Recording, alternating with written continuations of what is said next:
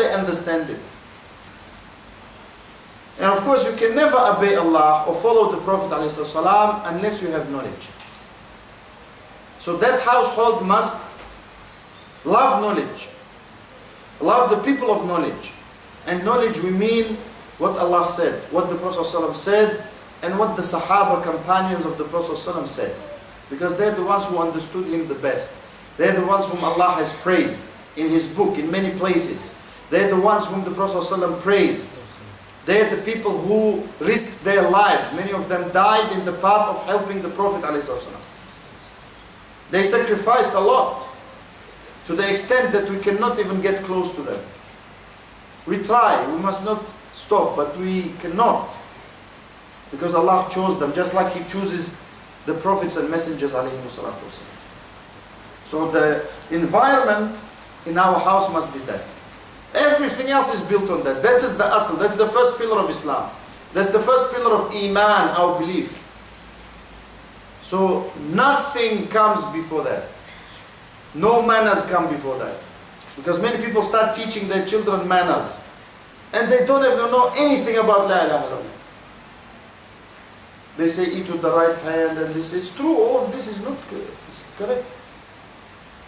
But they don't know La ilaha illallah. I know myself. I've seen schools, they don't at all teach La ilaha illallah. Or they teach La ilaha illallah wrong. They say La ilaha illallah means Allah can do anything. Then Christians are also Muslims. Because they say the same. They say, if you listen to American evangelicals, they say God can do anything. The British ones say the same, but they say God can do anything. But I'm saying, they thank Allah before they eat. They say thank God for the food that He has given us. So they acknowledge that, but that's not the meaning of, boys, I'm warning you. If you keep laughing, you'll be crying. You'll be out of this room. And that I say to my own children. Don't think I'm just tough on you guys. I'm tough on my own children.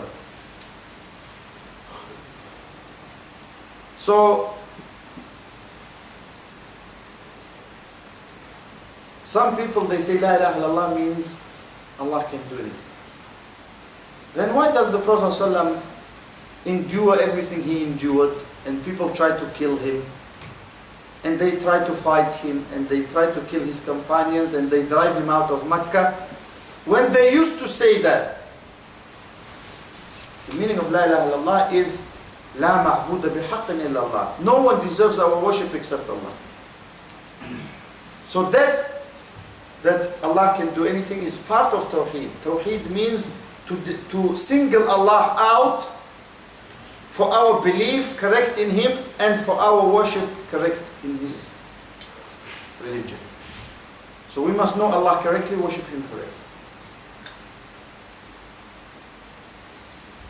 And some people, I know maybe you know, some people say don't talk about it, but I have to talk about it. Some people say Allah is everywhere. You've heard that? Allah is everywhere. If you say, Akhi, you can't say this, you're making division. You're making division, they say. We say, subhanAllah, how can we make a division when you are making a division by saying something Allah never said about Himself? We can't ignore it. Most Asian people say that. And don't be offended if you're an Asian. And even in my country they say, because I'm a born Muslim. In my country they say that. Many people, they spread that belief which goes against the Quran and Sunnah, clearly. Because Allah said He's above the throne in 7 places in the Quran. Not in 1, in 7. And He said He's above us in many more places. So we can't keep going around and saying Allah is everywhere, eat with the right hand. You have to say, don't eat at all, but make sure you know Allah where He is. Make sure you worship Allah correctly. Otherwise, I can be very amazed with myself how much da'wah I do, and in fact my da'wah is not accepted by Allah. Why? Because I'm not calling to the right thing. I'm not calling in the right way that Allah loves, because it's not a freestyle da'wah.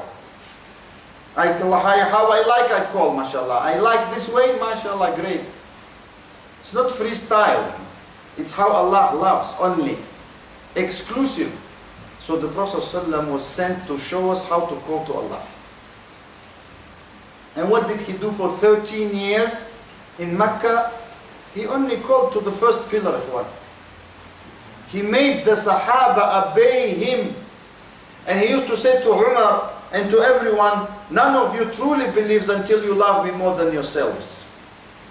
Love meaning what? Obey. Not just I love the messenger so I go around doing what he didn't do. And it's not love that we said.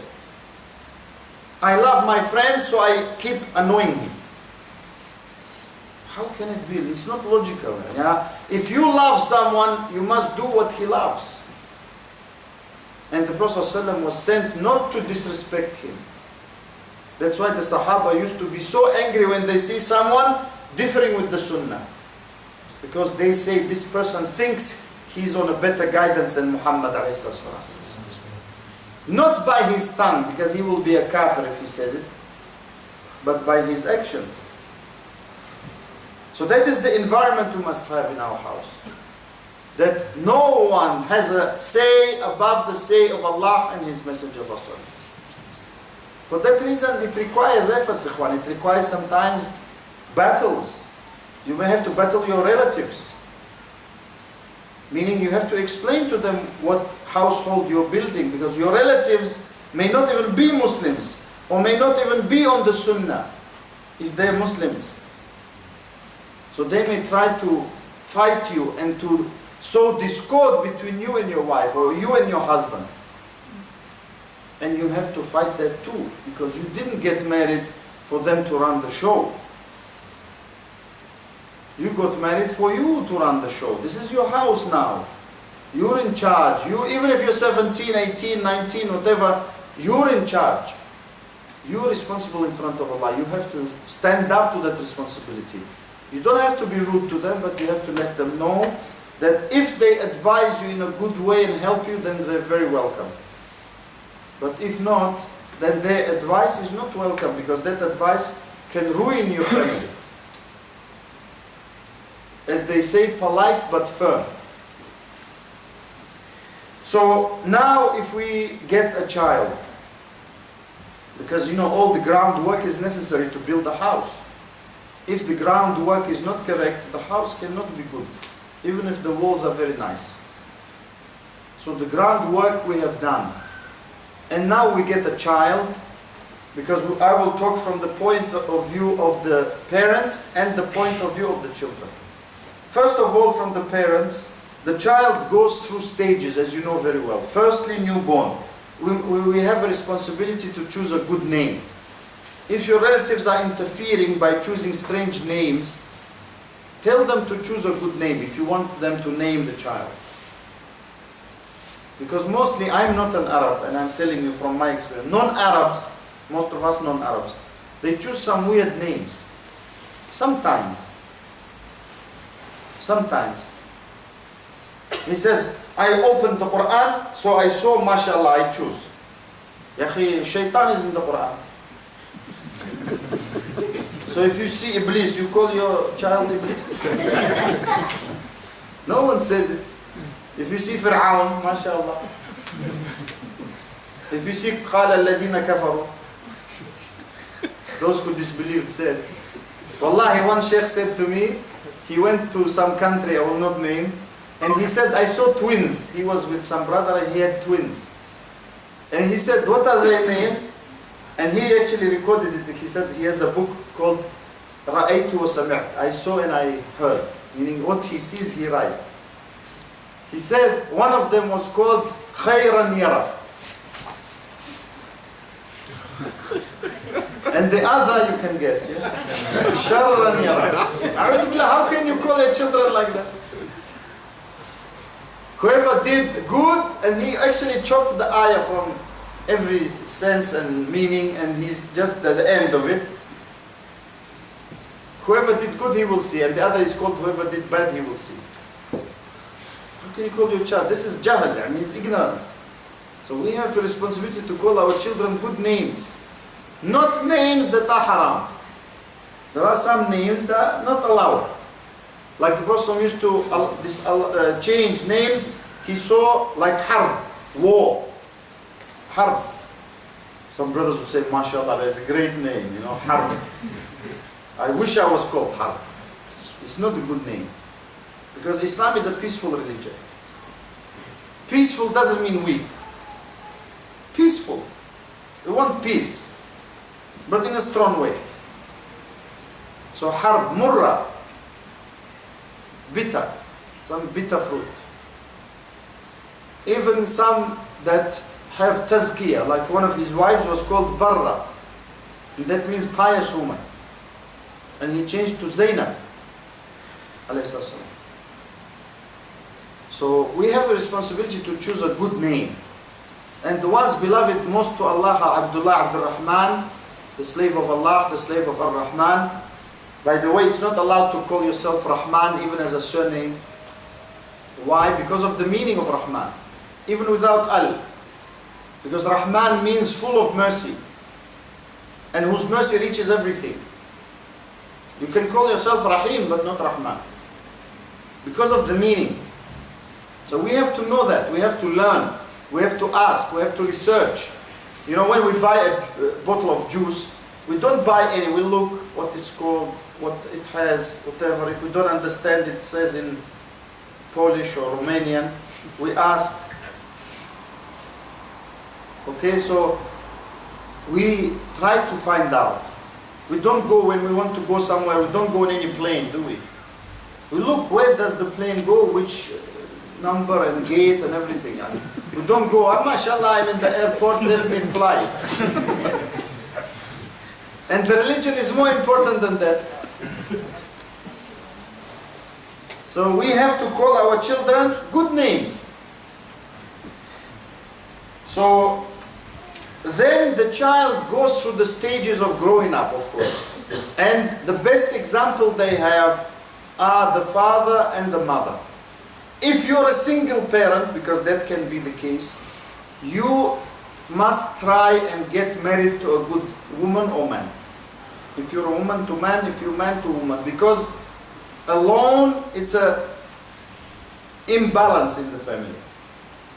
Even if that woman is not the child's mother. Even if that man is not the child's mother. And I request our teenagers or whoever not to be against it if that person is good. If you don't have anything against their religion or character, you must help your parents if they're trying to get married. Because it is better for them and it is better for you. You just don't know it. So for that reason, we must resolve that problem. Then, when they enter 13, 14, 15 and so on, that's why it's called teen age, because the teen starts, the 13s and stuff. That is a very important stage, because all of us go through that stage. And it's a very important stage in forming that individual. So it is very important for us as parents to help them. We must, not only must we have a good environment at home, we must make sure that our children do not have bad friends. Because friends, they influence each other. As we know very well, we don't need to prove it, but we have many proofs. Allah said subhanahu wa ta'ala, يَا أَيُّهَا الَّذِينَ آمَنُوا اتَّقُوا اللَّهَ وَكُونُوا مَعَ الصَّادِقِينَ. All you who have believed, fear Allah and be with those who are truthful people. How do you know them? By observing them, by seeing them. And as you know, the Prophet ﷺ said, الرجل على دين خليله. The man is on the religion of his very close friend. فَلْيَنْظُرْ أَحَدُكُمْ مَنْ يُخَالِدُ. So let him see whom he takes as that close friend. You know, we have to be careful. And we have responsibility also, not only the parents. The young people have responsibility not to talk to anyone who is not appropriate, who is not correct. For that reason, we have to have knowledge. We go back to knowledge again. And we have to have a good example. If your father, if I'm saying to my children, and I have 2 teenage children, if I'm saying to them, guys, don't do this, and I'm doing myself, they're not going to look at what I say. They're going to say, my father is doing it, especially if they're boys. If they're girls, even more so. And the wife must help the husband to look after them, not to say, you extreme, you're trying to make her religious. Religious doesn't mean stupid, ikhwan. Religious doesn't mean backward. Religious means good person, with good manners, worshipping Allah alone, obeying the Prophet ﷺ, because that produces a good person. So religious doesn't necessarily mean, in Islam I mean, that the person is backward and educated and stupid and whatever else they're trying to portray on TV. Have you ever seen a smiling Muslim on TV? I don't think. I've never seen. Have you ever seen? I don't think. Have you ever seen thinking Muslim? Because they're all stupid, according to the media.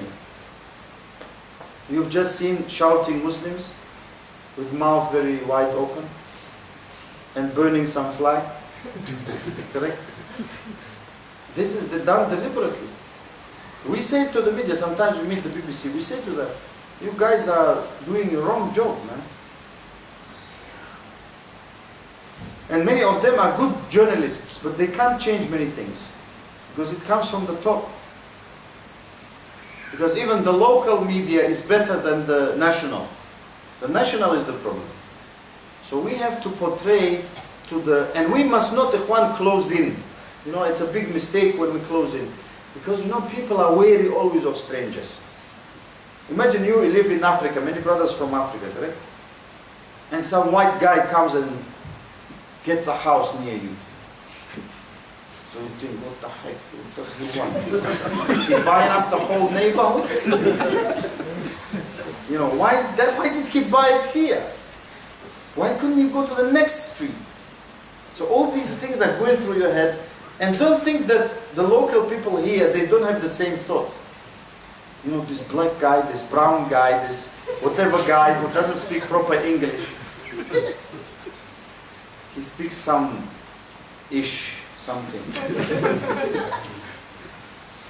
You know, they don't know who you are until you show yourself, until you're a good neighbor. That's why the Prophet told us to be good neighbors. You know, even if they swear, even if they're bad, so-called, even bad people, ikhwan, appreciate good things. They appreciate. So it's not correct, it's not a good idea to come into a neighborhood where they appreciate quiet life and start talking loudly at 10 p.m. Because they're going to say, these guys are strange. We can't sleep, you know, because maybe they go to bed at 9 or 10 p.m. So you bring your mates over and you shout, they're having a party. And it's not a good idea, because your kids also will learn to disrespect other people. And Islam never teaches us, don't listen to people who need medical attention like Anjam Chaudhry. They need psychiatric attention, these guys. Don't listen to them. That's why they put them up everywhere. Because everyone thinks every Muslim is like that. You know, when something happens, they put him up. Or they put some other people who also need medical attention.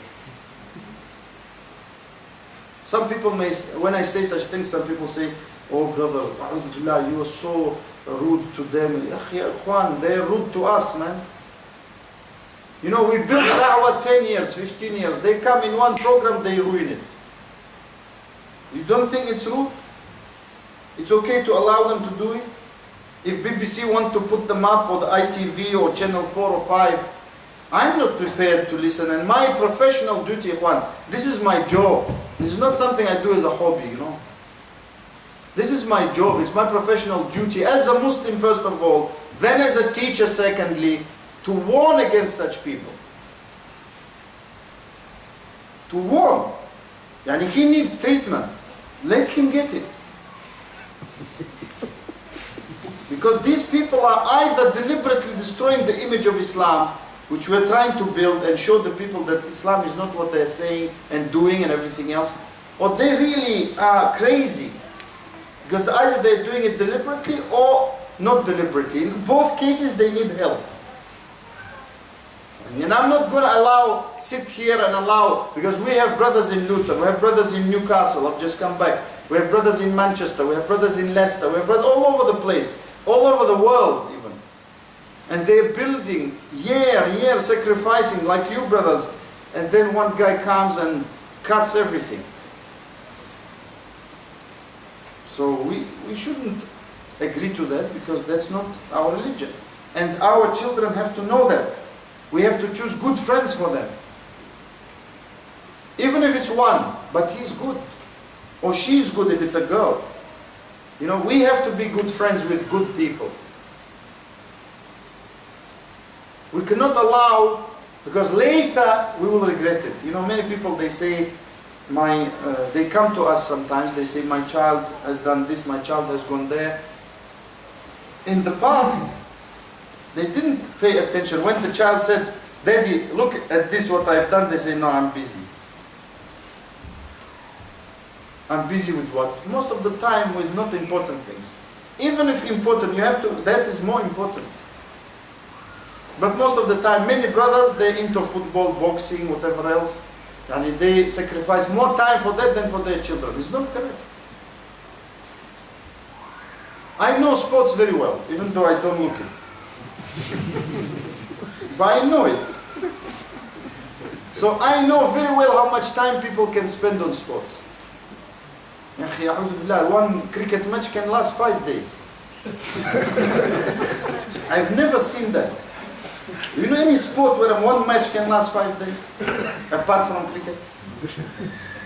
It's called a test match. Of course it is. It tests your sabr. Test is a match. Of course it's a test match, man. And it can end in a draw, they told me. You're watching 5 days, then nothing, no result. It's like 0-0 in football. You're sitting there 90 minutes looking at these guys running here and there and here and there, and then 0-0. No one scored. Same in a cricket match. So it's a waste of time, you know, if you're worried about your time. You're wasting time with one. Wholesale. Not retail, wholesale you're wasting time. And instead we can open a book and read. Now on the phone you can do anything, you can have books.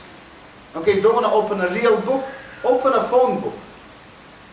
You know, open an electronic book and read. So to summarize, what is important are the parents, the house, the environment,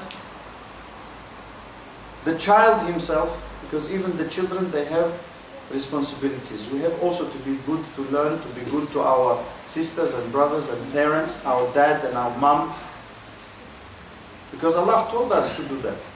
And we must cooperate with our parents upon goodness. And friends are important and places are important. Why are places important? Because we must try and be in places that Allah loves and they're good for us. And avoid places that are bad for us. So mosques and Islamic centers, in the West especially, but even in Muslim countries, they must try and do something for the youth. So even if they play pool, or even though I criticize watching football, even if they watch football, it is not in a bar. You know, it is underneath the masjid, underneath the center, above the center, somewhere where they don't miss the prayer. Somewhere where they see good, knowledgeable people in the masjid. They have the love of the Quran slowly implanted in them. They have the love of prayer slowly implanted in them. You know, they have the love of the sunnah slowly going into their blood. So that is very important. And as you know, the most beloved places in the world are the mosques, by the statement of the Prophet ﷺ. And the worst ones are the markets. So if you have to be in the market, do your thing and go. Because we all have to go. Yesterday I went to the shopping center, we have to buy some things sometimes. But you do what you need and go. And the same applies to our children. So we must make sure that they don't listen to bad things. to music or other things. If someone says, what's wrong with music? You can listen to good music. Some people, when you talk, they say that. One brother I said, or someone told me, he said about music, and he said, no, it's our country music. So, as a joke, he said to him, okay then, no problem. And if it's your country music, it's okay then. Why is music, Ikhwan, we have to think, why is music not allowed in Islam? Because it affects the soul. It affects the soul. And anyone who used to or does listen to music, he knows that. Anyone who denies it, he's going, either he doesn't know it or he's going against what is a fact. That's why Allah replaced it with the Quran. Because anyone, and I want to mention something about nasheeds, so-called Islamic nasheeds. Because now we have a trend in the Islamic world, and this is the fatwa of the big ulama, of the Sunnah, like Sheikh Al-Albani, Ibn Baz and others. Nasheed has become like songs.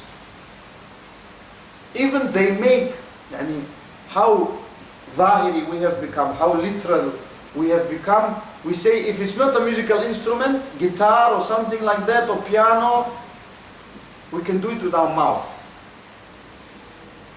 Why did the Prophet say that musical instruments are not permissible? In Bukhari, the hadith. Because they make a sound.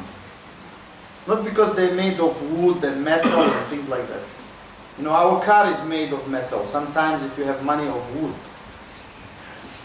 Inside they put wood stuff. Yeah, you say, mashallah. It's nice wood, So if you have money, you can buy a car with metal and wood. Not only plastic and metal. Nowadays it's going towards plastic, even the metal parts. So, it's not because the musical instrument is made of those things. It's because of the sound it makes. So we have phones. Many brothers are so relaxed about it. We have phones that have music. And unfortunately, in the salah, it goes off most of the time. As if shaitan tells someone to ring them. As soon as you say Allahu Akbar, he rings. As soon as you finish, no one rings. Very rarely. So many people ring in Salah, subhanAllah. Even after iftar, I was eating and someone ring. I said, he's not having iftar or something. And it's strange. So music is haram because it affects the soul. And so when it affects the soul, anyone who listens to, the supermarkets do it, other big companies do it, like McDonald's, Burger King and stuff, they do it. If they want customers to go quickly, they put very quick music on. So you eat quick, you go. If it's busy, it's true, I'm not lying to you. The next time you go to McDonald's or Burger King, pay attention to the music. If it's quiet, they put relaxed music. Because if it's quiet, they want you to spend more money. So if you go quick, you're not going to buy another ice cream and stuff like that. Yeah? But if it's so many people, they will put a fast music on. So you pay, get out. You pay, get out. It's true because music affects us. And shops use it because music affects us. Some people may say, okay, I will put good music on. It will affect me in a good way. We say, what is good music? And music makes you either sad or happy. Or some people say, no, it's not, it's indifferent. No, it's not true. For that reason, the Prophet ﷺ said it's not correct. And it's not allowed. So we have to protect ourselves and our children. It's no use telling the child, don't listen to music, I have music in my car. And some brothers, may Allah guide us and them, they bring the child to the masjid. They never come to the masjid, subhanAllah. They drop the child for Quran class and go. Why don't you come? You need that Quran class and the salah before the Quran class. So we have to be good examples. We have to try and do that. And the most important thing, finally, that looks after all of that is the correct knowledge of one. Correct knowledge. Taken from the correct people. Knowing Tawheed, knowing what opposes Tawheed, Because the Prophet ﷺ said in Sahih Muslim, من قال لا إله إلا الله وكفر بما يعبد من دون الله فقد عصم ماله ودمه أو كما قال عليه الصلاة والسلام. Whoever said La ilaha illallah and he disbelieved in what is worshipped besides Allah. People worship many things, they obey many things, they love many things. We must know those things and leave them. You know, one guy I met once, long time ago, he said, my religion is football. It's true. And unfortunately, he used to